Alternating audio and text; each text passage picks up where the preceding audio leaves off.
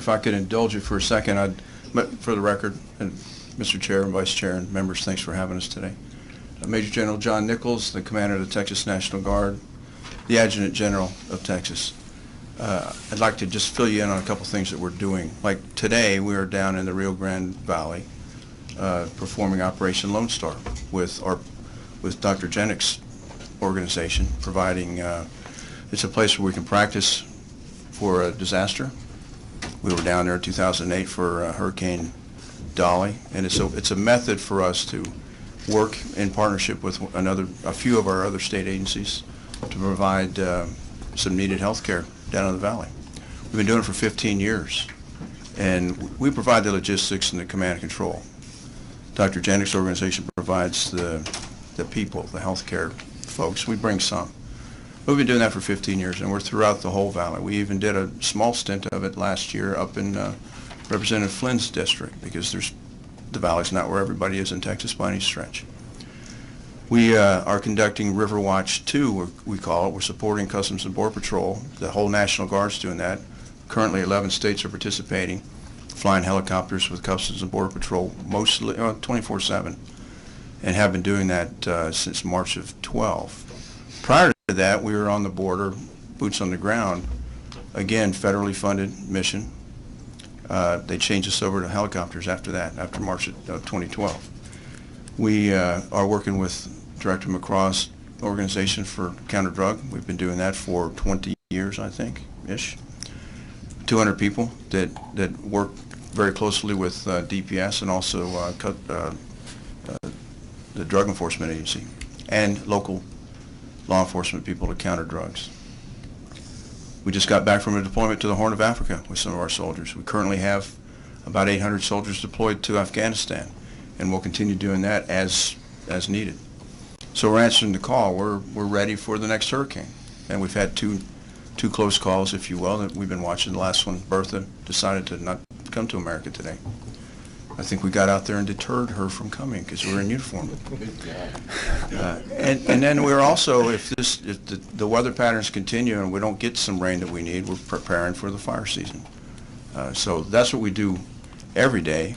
And what we've been asked to do specifically is to come and support DPS in their Operation Strong Safety. And we're always in a supportive role, so anything that we do, we're always working for some civil authority. By direction of the governor, he's asked us to send up to 1,000 National Guard members to go support Operation Strong Safety. Specifically, we're there to deter and refer them, working in partnership with DPS troopers. So they're in various observation posts across the Rio Grande Valley. We're going to go take their place in those posts so that we can free them up, and we're a force multiplier. So by us coming down there, we're taking that old job and now allows the DPS troopers to be more mobile, more agile, more responsive to people coming across the border. We're working between the ports of entry.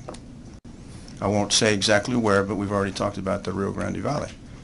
But we're not at the ports of entry, and that's where the unaccompanied children have been coming through. So we're in there to help DPS stem the flow and stem the illegal and illicit activity that's coming across the border. General, what's the training? What are the orders that your troops are given, especially when it has to do with actually confronting face-to-face someone who they may believe is an illegal immigrant? So we're working with DPS on that. You know, my command to our folks is avoid confrontation. If we have our way, and Colonel McCraw and I have talked about not having our folks detained. He would rather that we didn't. And as somebody who's not an attorney, what does that mean legally? Because we all hear about who has the authority to detain. Yes, sir. As working with DPS, as state active duty National Guard members and Title 32 National Guard members, we have the authority to detain if we're told that we have the authority to detain. Unless we're conducting an operation, someone interferes with our operation, which this could happen too. But our direction and our rules of engagement are really rules of non-engagement. We're going to detect them, deter them by being present. We've already proven that in the 3 operations that we've done in the past. They just ran out of money each time. It was never a large effort. It was 300 soldiers or 400 soldiers in a limited location. not where we are here. Although it's somewhat of a limited location, we'll have 1,000 personnel participating. We'll also have helicopters. So we're taking them through rules of non-engagement, if you will, but how we conduct ourselves on the border, first aid, Spanish lessons for those that don't speak Spanish. We're teaching them how to use all the equipment and the sensors that we're going to take down with us to use.